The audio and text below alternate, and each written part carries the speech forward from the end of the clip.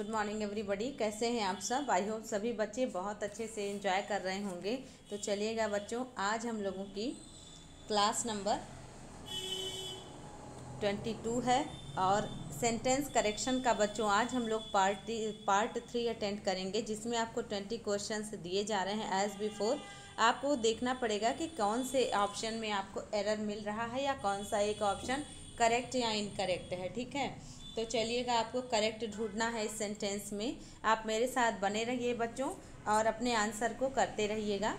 पहला ऑप्शन देखिएगा, he is coming to visit us for an hour only. दूसरा देखिएगा, he is come to visit.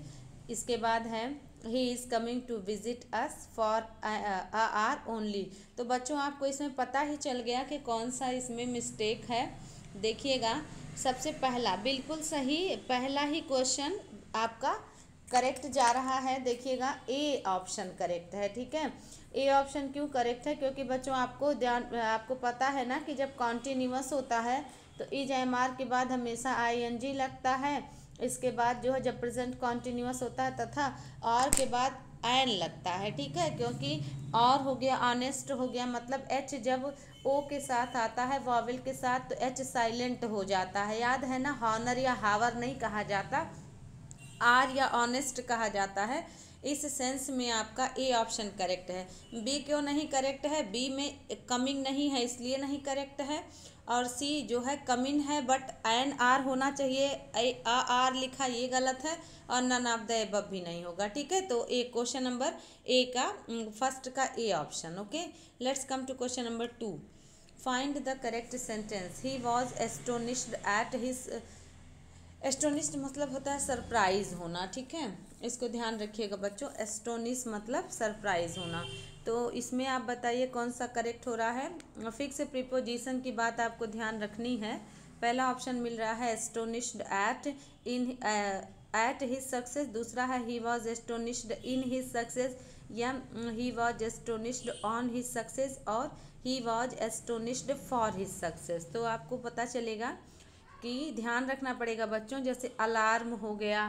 ठीक है, और अगर मतलब जो है एस्टोनिश हो गया, ठीक, कोई पर्टिकुलर डायरेक्शन की बात होती है, ऐसे सेंस में आपको थिंग के साथ एट लगाना पड़ता है। ठीक है, अगर व्यक्ति हो तो विथ लगता है, और पर्सन हो तो एट लगता है, थिंग हो तो एट लगता है, डायरेक्शन हो तो एट लगता है। यहाँ पर देखिए उसकी सफलता पर, ना कि उस पर, तो एस्टोनिश के साथ हमेशा एट लगता है। ए ऑप्शन यहाँ पर भी करेक्ट है। ठीक है, बहुत से बच्चे करेक्ट जा रहे हैं। जिन बच्चों को क्वेश्चन जो है थोड़ा सा लग रहा है कि ये पहली बार देखा या फिर ये नया फैक्ट है, तो बच्चों आप नोट डाउन कर लीजिएगा, बहुत ही यूज़फुल आपको मिल जाएगा। ठीक है, क्वेश्चन नंबर 2 का आपको मिल जाएगा, ही was astonished at his success, तो ए ऑप्शन। ठीक ना, बहुत अच्छे। क्वेश्चन नंबर 3 देखिएगा, यहाँ पर भी आपको देखना है कि कौन सा करेक्ट है। पहला ऑप्शन मिल रहा है the bag together with the books are lost. दूसरा है the bags together with the book is lost. तीसरा मिल रहा है the bag together with the book is lost. और चौथा मिल रहा है आपको the bags together with the books is lost. तो बच्चों आपको ध्यान रखना पड़ेगा कि जैसे आपको क्या नोट करना है। देखिए, नोट कर लीजिएगा, अगर दो सब्जेक्ट एज वेल एज से, ठीक है, अलॉन्ग विद से, इन एडिशन टू से, ठीक है, इन एडिशन टू से, और किससे, ध्यान रखिए, अकॉर्डिंग टू से, या विथ से, या विसाइड्स से, या टुगेदर विथ से, ठीक है, ऐड हों तो। ध्यान रखिएगा बच्चों, दो सब्जेक्ट होते हैं तो जो हेल्पिंग वर्ब होता है वो पहले सब्जेक्ट के अनुसार लगता है। ठीक है, अब आपको पता चल गया। यदि पहले सब्जेक्ट को ही ध्यान रखना है तो पहले ऑप्शन में तो ई जाना चाहिए था, ये गलत हो गया। दूसरे ऑप्शन में तो आर आना चाहिए था, ये भी गलत हो गया क्योंकि बैग से लिखा है। लेकिन अगर आप तीसरे ऑप्शन की बात करें तो the bag together with the books, मतलब किताबों के साथ साथ बैग, तो एक सब्जेक्ट आपका किताब हो गया, दूसरा बैग हो गया। बैग के अनुसार इज लगा है और यहाँ पर होना चाहिए था फुल स्टॉप, तो यही आपका ऑप्शन करेक्ट है। ओके, तो क्वेश्चन नंबर 3 आप देख पाते हैं कि क्वेश्चन नंबर 3 का सी ऑप्शन करेक्ट होगा। ठीक है, होना चाहिए था द बैग इसके बाद हो जाएगा टुगेदर विथ। क्यों होगा भाई? क्योंकि आपको बताया गया कि कुछ होते हैं पर्टिकुलर वर्ड्स जिसके साथ हेल्पिंग वर्ब आपका पहले सब्जेक्ट के अनुसार लगता है। और अंत में फुल स्टॉप को ध्यान रखिएगा बच्चों, यहाँ क्वेश्चन मार्क हो गया है बट आपको अपने निश्चित सेंटेंस पर चलना है। लास्ट में बैक्स की वजह से लास्ट वाले ऑप्शन में आर आना चाहिए था, तो मिला जुला करके सी ऑप्शन करेक्ट है। बहुत बढ़िया। Let's come to question number 4 पर चलेंगे। आपको मिल जाएगा, मैं थोड़ा छोटा कर दूँ। यस बिल्कुल बच्चे, ये बराबर हो गया। He was so tired that he just ले ऑन द बेड, है ना। अब यहाँ पर बताना पड़ेगा एनफ का प्रयोग करके, ठीक।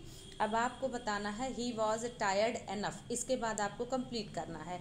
तो याद रखिए बच्चों, आपको ध्यान रखना पड़ेगा कि जब सो को हटाते हैं तो TOO लगाते हैं और TO2 लगाते हैं। लेकिन ध्यान रखना है बच्चों, जब आपको TOO ना दे और एनफ दे दे तो आपको ध्यान रखना पड़ता है। आप ऐसे देखिए, जैसे TOO बनाएंगे तो इसके बाद एडजेक्टिव या एडवर्ब लगाते हैं, जैसे I am too weak to do this, है ना। ये इसके बाद टू प्लस वर्ब का फर्स्ट फॉर्म, इसको नोट कर लीजिए। लेकिन अगर TOO ना हो, एनफ हो, तो याद रख लीजिएगा कि टू के बाद एडजेक्टिव लगाते हैं लेकिन एनफ के पहले लगाते हैं, ठीक है। एडजेक्टिव या एडवर्ब जो है एनफ के पहले लगाते हैं, ओके। उसके बाद जो है TO2 के बाद वर्ब का फर्स्ट फॉर्म, ठीक है। ऐसे सेंस में आपको ध्यान रखना पड़ेगा कि जो है जैसे आई वॉज टायर्ड एनफ, इसके बाद आप देखिएगा पहला ऑप्शन गलत हो गया, दूसरा ऑप्शन देखिए लाइंग ऑन, और तीसरा ऑप्शन है जस्ट टू। चौथे ऑप्शन में अगर आप देखें तो he was tired enough to lie on the bed, ठीक है। तो यहाँ पर क्वेश्चन नंबर 4 में आपको मिल रहा है कि जो है चौथा ऑप्शन करेक्ट है, ओके। तो ऐसे क्वेश्चंस बच्चों बहुत ध्यान से करिए, ऐसे क्वेश्चंस एग्जाम में बार बार पूछा जाता है, ओके। तो इसको आप ध्यान से देख लीजिएगा कि TOO के बाद एडजेक्टिव या एडवर्ब होता है, लेकिन जो है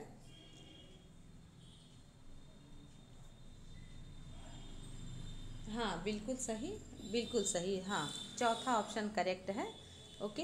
क्योंकि यहाँ पर एनफ के बाद टू लगेगा, इसको आपको कंफर्मेशन करना अपने जो है। ध्यान दीजिएगा बच्चों, यहाँ पर एक चीज़ और गड़बड़ हो गई है, यहाँ पहले से जस्ट लिखा भी है ना, बिल्कुल। तो सी ऑप्शन करेक्ट होगा। देखिए मैंने डी कर दिया है, डी नहीं करेक्ट होगा, सी करेक्ट होगा। सी क्यों करेक्ट होगा बच्चों? क्योंकि जस्ट वर्ड पहले से आया है ना, और जो पहले से आए हुए वर्ड होते हैं उनको हम सभी हटा नहीं सकते हैं, इसको ध्यान रखिएगा। मैंने जस्ट को नहीं ध्यान दिया, अगर जस्ट नहीं लगा होता तो आप अपने पास से नहीं लगा सकते थे, लेकिन चूंकि पहले से लगा हुआ है तो आप उसको हटा भी नहीं सकते हैं, ओके। यहाँ पर सी ऑप्शन करेक्ट होगा क्योंकि जस्ट पहले से लगा है ना, इस वजह से। क्वेश्चन नंबर 5, ऐसे मिस्टेक जैसे मेरे से हुए आपसे एग्जाम में भी हो सकते हैं। जस्ट पहले से लगा है इसलिए जस्ट जो है आपको ध्यान रखना पड़ेगा, ओके। तो सी ऑप्शन करेक्ट है, ध्यान कर लीजिए सभी बच्चे। क्वेश्चन नंबर 5 देखिएगा, which of the following sentence is correct. ये तो मैं तो बता रही हूँ कि किसी बच्चे से गलत नहीं होना चाहिए, क्योंकि मैंने ऐसे क्वेश्चंस आपको कराए हैं, ठीक है। तो बताइए कौन सा करेक्ट होगा। ही इंटर्ड इनटू द रूम, या ही इंटर्ड द रूम, या ही इंटर्ड इन द रूम, या ही इंटर्ड टू द रूम। अगर आपको याद हो तो मैंने कल बताया था ना, कल की क्लास में, कि जब हम लोग लाइव क्लास ले रहे थे तो हमने किया था कि इंटर के बाद कोई भी प्रीपोजिशन, अटैक के बाद कोई भी प्रीपोजिशन नहीं लगता है सामान्य सेंस में, ठीक है। तो याद रखिएगा, generally we can not use after enter any preposition, ठीक है। तो यहाँ पर कौन सा होगा, 5 का बी ऑप्शन, ठीक है। इंटर के बाद कोई भी प्रीपोजिशन नहीं लगता, ध्यान रखिए। अटैक के बाद भी नहीं लगता, इन्वेस्टिगेट के बाद भी नहीं लगता। क्यों नहीं लगता? क्योंकि इसमें खुद मीनिंग छुपी होती है, ओके। क्वेश्चन नंबर 6 देखिएगा, क्वेश्चन नंबर 5 का बिल्कुल कंप्लीट हुआ। क्वेश्चन नंबर 6 पर आ जाइए। Which sentence is correct? The news of the train accident are shocking, the news of the train accident is shocking, या the news of the train accident is shocking. कौन सा correct करेंगे? बहुत ध्यान से करिएगा, ऐसे क्वेश्चंस भी आपको मिल जाते हैं एग्जाम में, ठीक है। तो बताइएगा बच्चों कौन सा करेक्शन होगा। बिल्कुल सही, यहाँ पर देखिएगा एक्सीडेंट इज शॉकिंग, ठीक है। यहाँ पर देखिए the news of the train accident is shocking, ठीक है, ये करेक्ट है, ओके। अगर न्यूज़ ऑफ ट्रेन एक्सीडेंट करते हैं तो सामान्यतया द ट्रेन एक्सीडेंट लगता है, ठीक है, इसलिए आपका सी करेक्ट होगा, ना कि डी करेक्ट होगा, ठीक है। The news of the train accident is shocking आपका करेक्ट होगा। ओके, तो क्वेश्चन नंबर 6 का जिन बच्चों का सी आंसर आ रहा है वे बच्चे करेक्ट हैं, ठीक है। जैसे आर्टिकल का प्रयोग सामान्यतः आप किसी का इंडिकेशन करने के लिए करते हैं ना, तो यहाँ पर द ट्रेन करेक्ट है, इसको आपको करना पड़ेगा the news of the train accident is shocking, ठीक है। बहुत अच्छे, हाँ, सी वाले बच्चे बिल्कुल आप सभी लोग करेक्ट हैं, good job, well done. Question number 7 पर चलेंगे। Tick the correct sentence neither Ram and Shyam. तो आपको पता है ना बेटा कि नाइदर के साथ नॉर आता है, एंड नहीं आता है, आइदर के साथ और आता है, नॉर नहीं आता है, बोथ के साथ एंड आता है, और नॉर के नाइदर के साथ नॉर आता है। इसमें आपको बताना है कि कौन सा करेक्ट है, बताइएगा कौन सा करेक्शन हो जाएगा इस सेंटेंस में। क्वेश्चन नंबर 7 पर आंसर बताइए बेटा।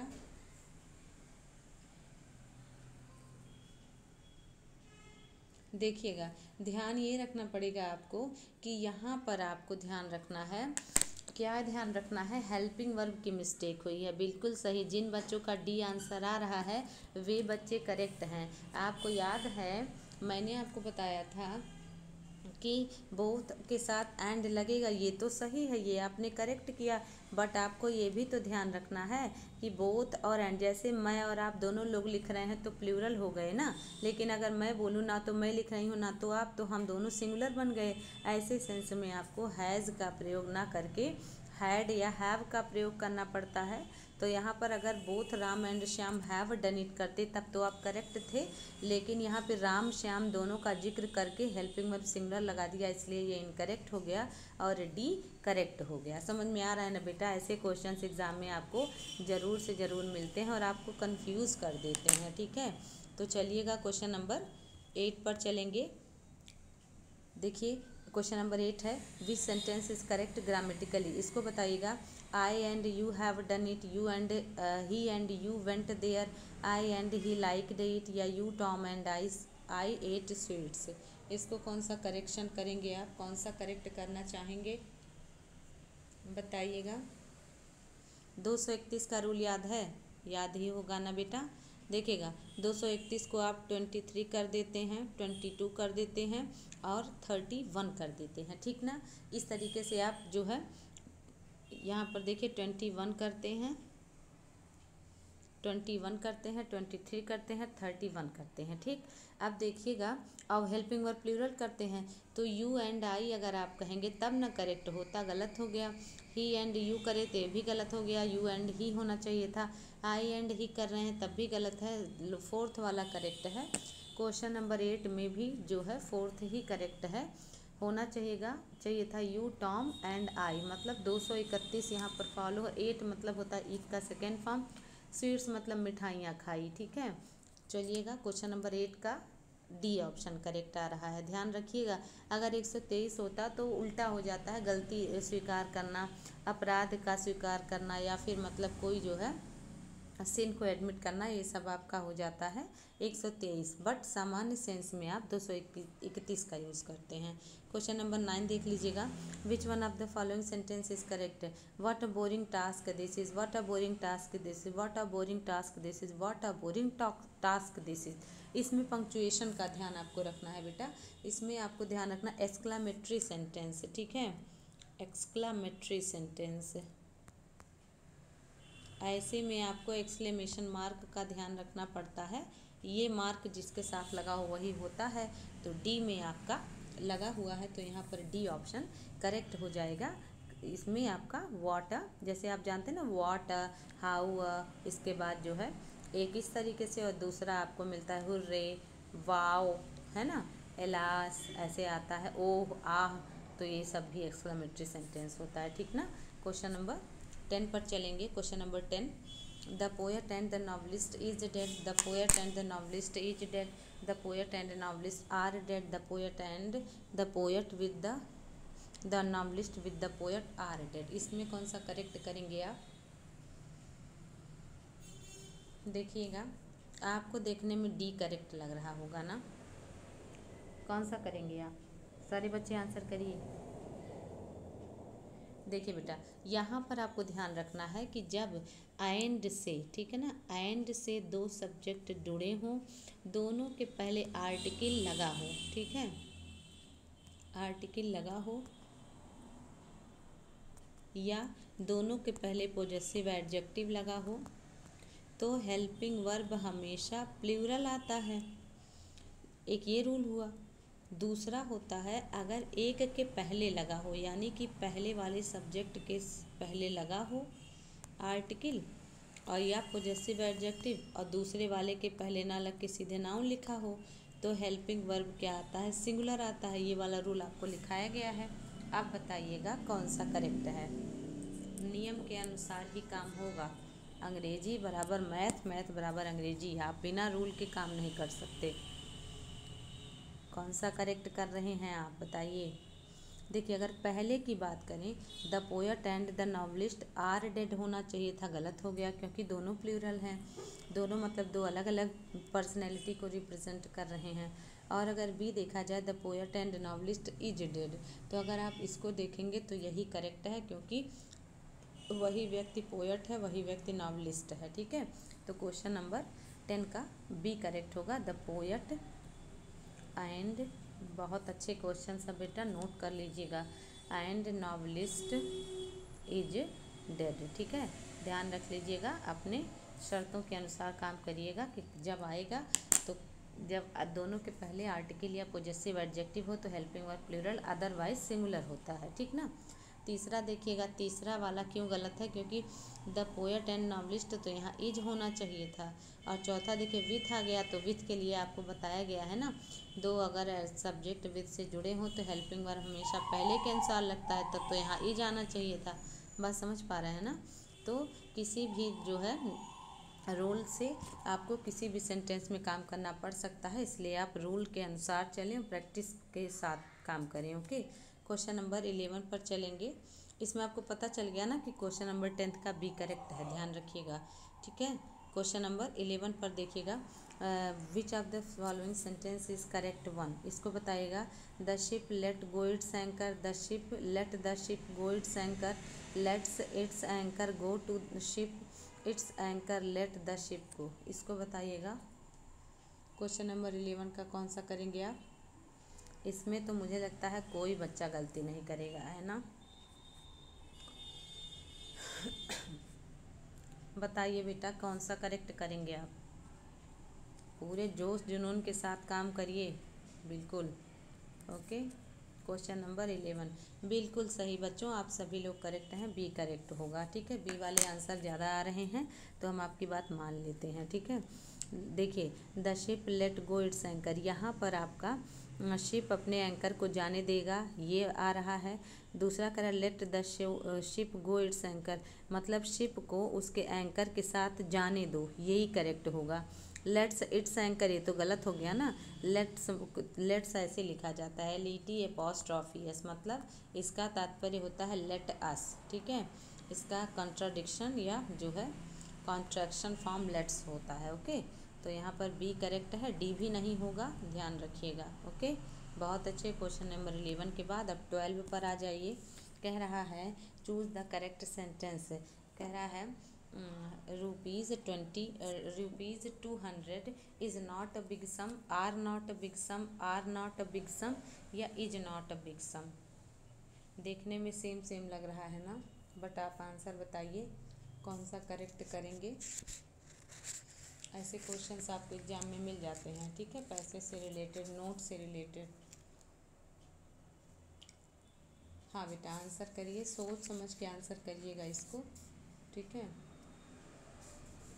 कौन सा करेक्ट करना चाहेंगे आप? Yes, I am giving you time, don't worry. आपको ये वाला तो याद होगा ना, क्या याद होगा? ये वाली बात आपको याद होगी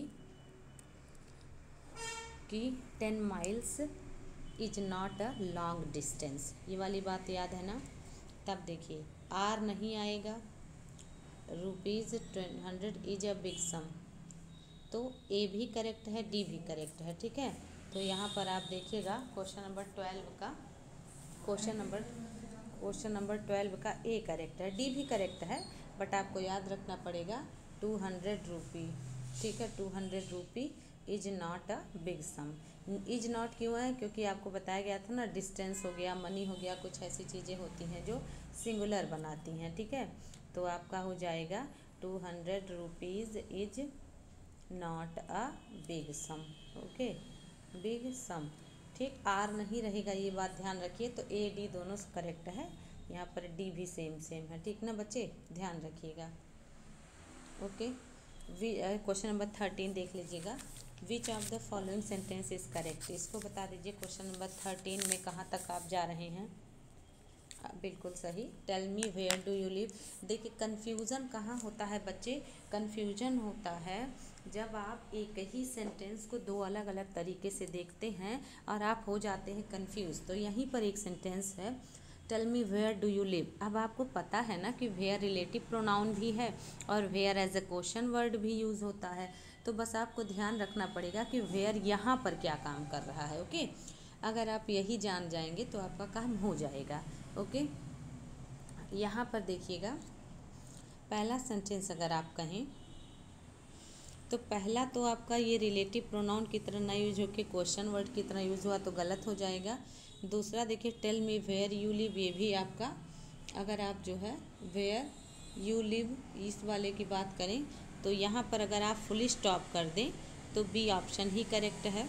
अब अगर यू लिव वेयर, ये तो बिल्कुल नहीं हो सकता। और डी की बात करें, tell me where you live, तो देखिए बी और डी सेम है, ठीक है।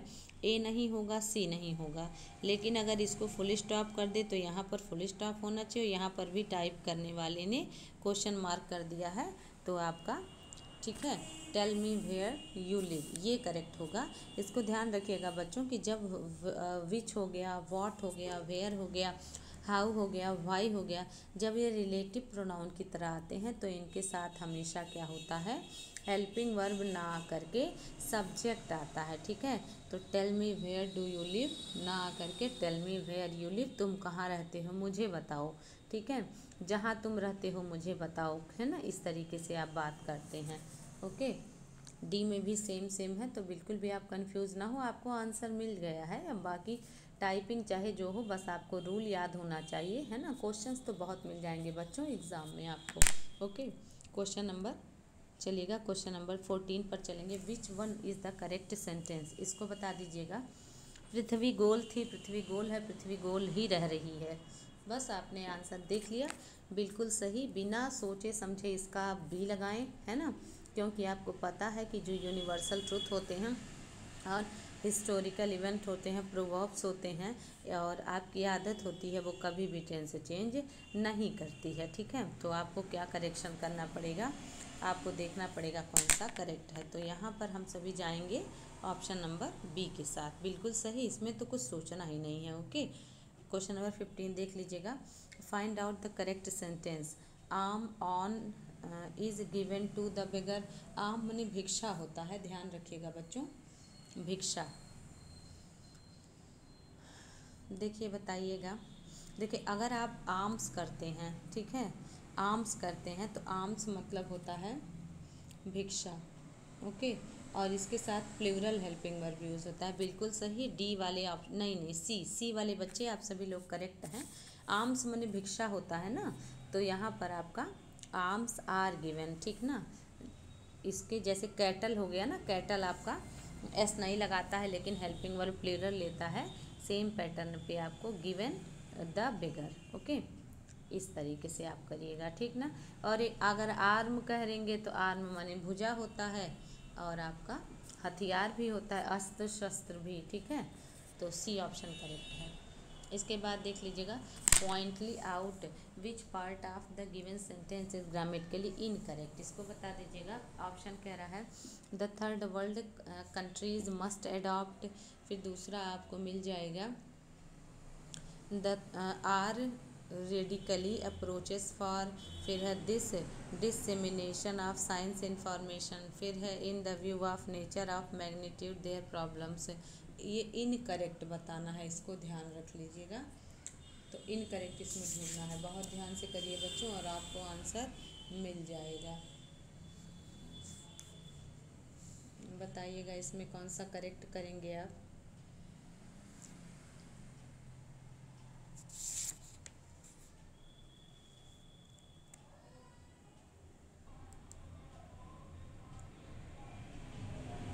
बिल्कुल बेटा, ए ऑप्शन इसमें करेक्ट जा रहा है। ठीक है, ए वाले बच्चे आप सभी करेक्ट है। मस्ट बी अडॉप्टेड है। ठीक है, अपना लेना चाहिए। ठीक है, थर्ड वर्ड है ना, इसलिए मस्ट बी अडॉप्टेड होना चाहिए, मस्ट अडॉप्ट नहीं, क्योंकि ये पैसिव वॉइस में सेंटेंस बनेगा। ठीक है, तो क्वेश्चन नंबर 16 में आप जो है ए कर लीजिएगा। ओके, क्वेश्चन नंबर 17 देखिएगा।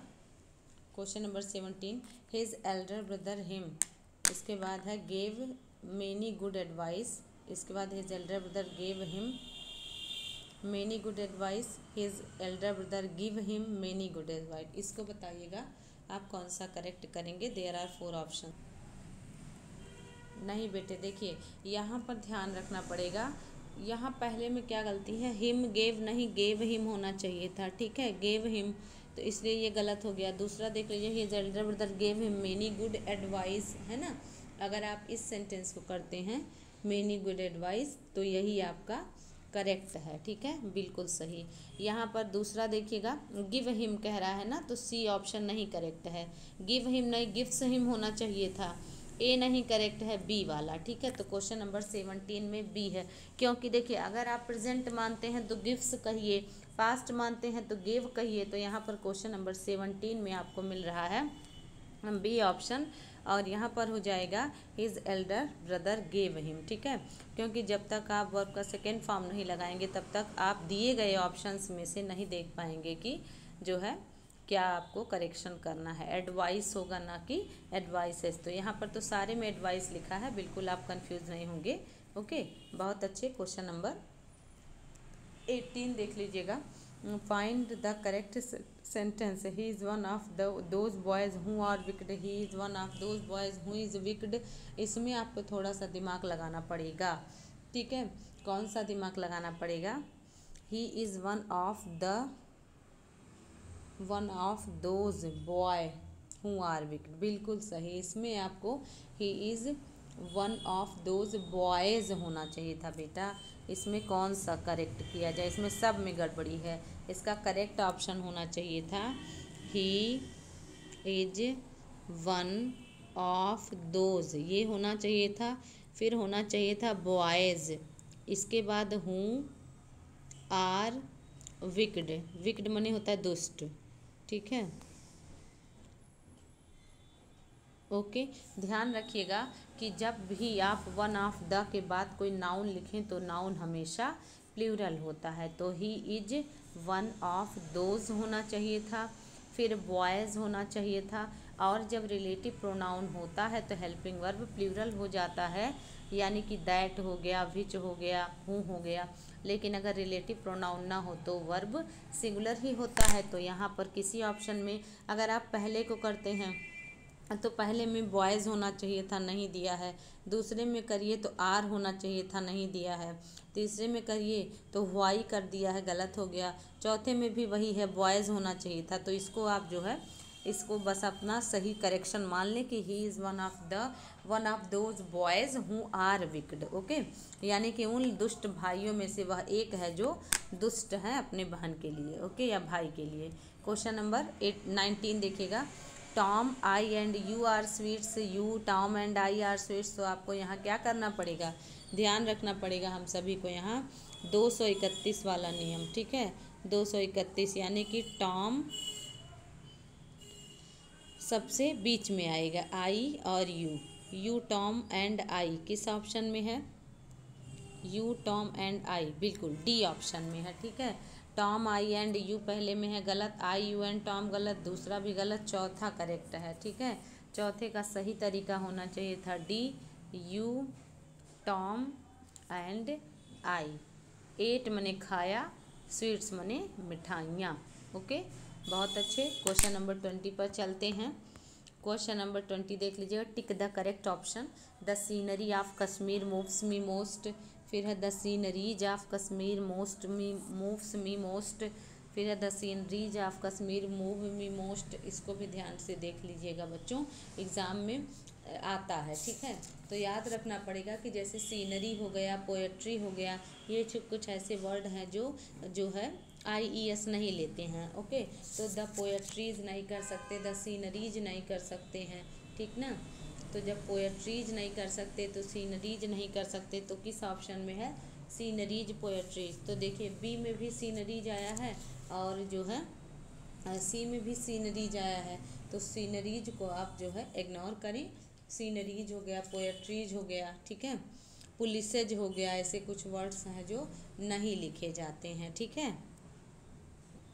तो आप देख पा रहे हैं the scenery of Kashmir moves me most, A option, ठीक है, बिल्कुल सही बच्चों। बस आप दिमाग में रख लीजिए, पोएट्री हो गया, सीनरी हो गया, ठीक है, पोल्ट्री हो गया, इन्फेंट्री हो गया, ये सभी प्लूरल होते हैं, सिंगुलर नहीं होते हैं, लेकिन आपको ध्यान रखना पड़ेगा इनको IES लगा करके नहीं लिखा जाता है, ठीक है। तो द सीनरी ऑफ कश्मीर होगा, न कि सीनरीज ऑफ कश्मीर होगा, ध्यान रखिएगा, ओके।